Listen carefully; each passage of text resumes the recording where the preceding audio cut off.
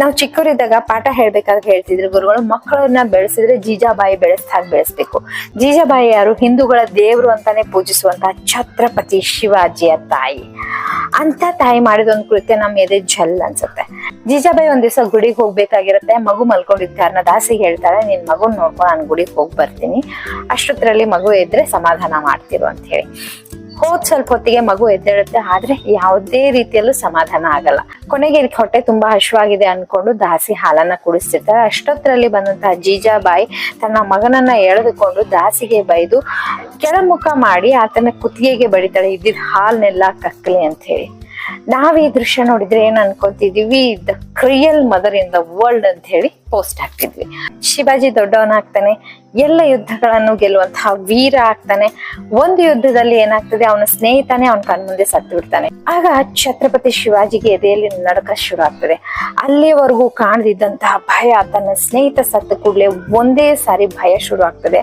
ಆದ್ರೂ ಕೂಡ ತನ್ನ ತಾಯಿ ಹೇಳಿದಂತಹ ವೀರರ ಕಥೆಗಳನ್ನ ನೆನಪಿಸ್ಕೊಂಡು ಧೈರ್ಯವನ್ನ ತುಂಬಿಕೊಂಡು ಯುದ್ಧ ಮಾಡ್ತಾನೆ, ಯುದ್ಧವನ್ನ ಗೆಲ್ತಾನೆ.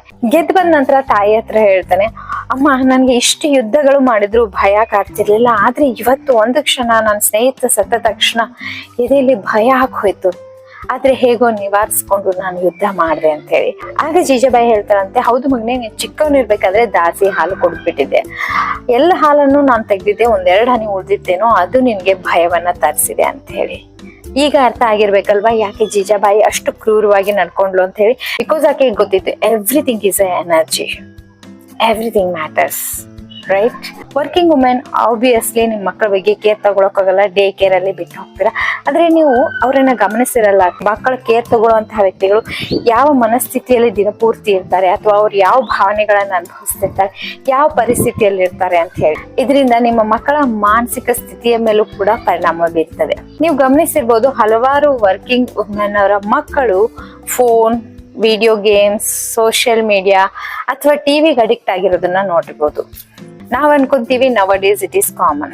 ರಿಸರ್ಚ್ ಒಂದು ಹೇಳೋದ್ರ ಪ್ರಕಾರ ಅವರು ಹೆಚ್ಚಾನೆಚ್ಚು ಲೋನ್ಲಿನೆಸ್ ಫೀಲ್ ಆಗೋದ್ರಿಂದ ಈ ರೀತಿಯಾದಂತಹ ಪ್ರಭಾವ ಬೀರ್ತದೆ. ಹಾಗಿದ್ರೆ ಅನ್ಕೋಬಹುದು ನೀವು, ನಾವು ಕೆಲ್ಸಕ್ಕೆ ಹೋಗೋದೇ ತಪ್ಪ, ನಾವೇನ್ ಕೆಲ್ಸಕ್ಕೆ ಹೋಗ್ಬಾರ್ದ, ಹೆಣ್ಮಕ್ಳು ಕೆಲ್ಸಕ್ಕೆ ಹೋಗ್ಬಾರ್ದ ಅಂತ ಹೇಳಿ. No, I am not conveying that message.